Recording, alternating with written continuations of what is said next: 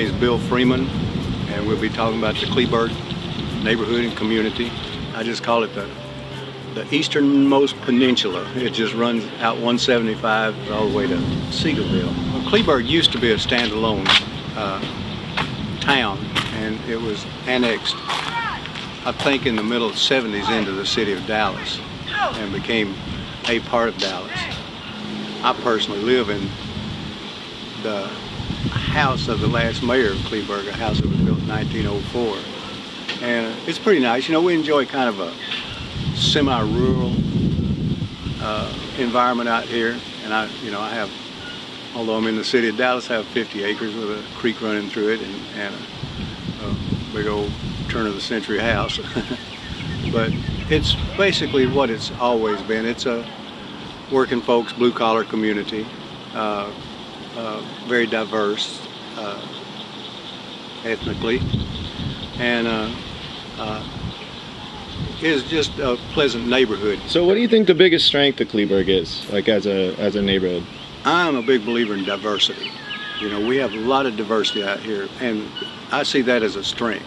And when these folks come together, I remember a few years ago, the city of Mesquite owned a large landfill just up here where 175 and 20 cross.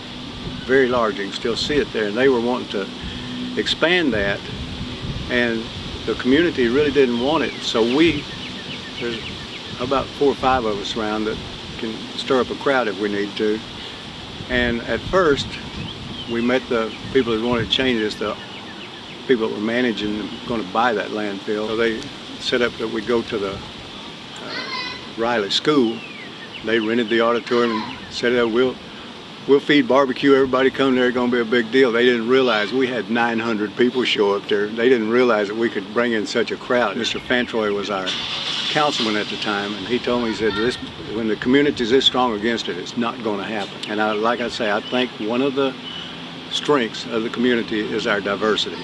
You know, a bunch of us get together and start talking things over. We get a lot of different views and ideas and can get things done. Okay, if there was one thing you could change about Kleberg to make it better, what would it be? One of our biggest stumbling blocks because of our population in this part of town is the fact that 85% of the mobile homes in Dallas are in the northeast quadrant of this town, and the people that plan economic things don't count mobile homes. So there's thousands and thousands of people here that are all consumers and stuff that are not taken into consideration when they determine where to put stores and facilities and stuff like that.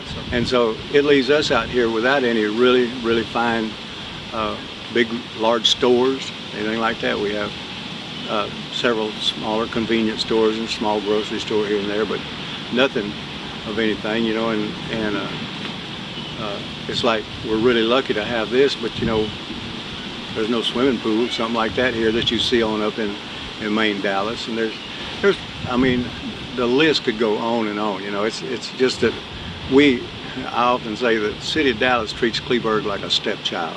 You know, we just feel kind of left and lost down here in a lot of ways, but we don't quit trying.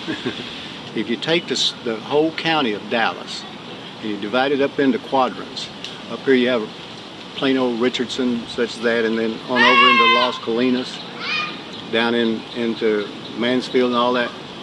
There's more trails, really nice recreational trails and bicycle trails and all that. In the lower right-hand quadrant, there are none, and it's just not right. You know, I mean, this isn't a rich, high-end neighborhood area. Like I say, it's working folks and middle class. But it's sad that we can't get that knocked off dead center. I have talked the city of Dallas into buying the abandoned railroad right away that runs from Buckner and 175 all the way to Seagoville that runs through here. And we now own that, but that's a tiny part of developing a trail.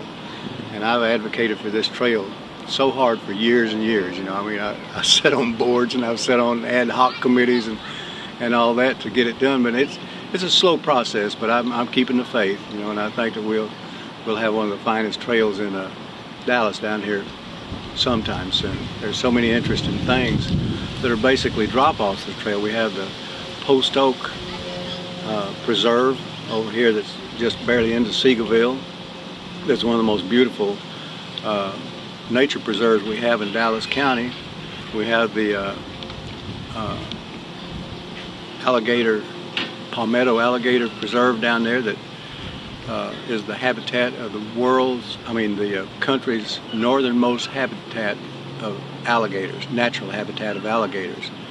And there's some unique things around here that are just kind of ignored and like that. And so I've tried very hard to advocate for our part of town to bring these things up and have them appreciated and visited. Is there anything else you'd want people to know about Kleberg? Well, that it is a real friendly community, and it is a community. That's it's not like, I mean, you know your neighbor down here, and there's problems here and there, but for the most part, this is a really pleasant, kind of semi-country environment down here that I've lived here for about 20 years, and I'm just crazy about it.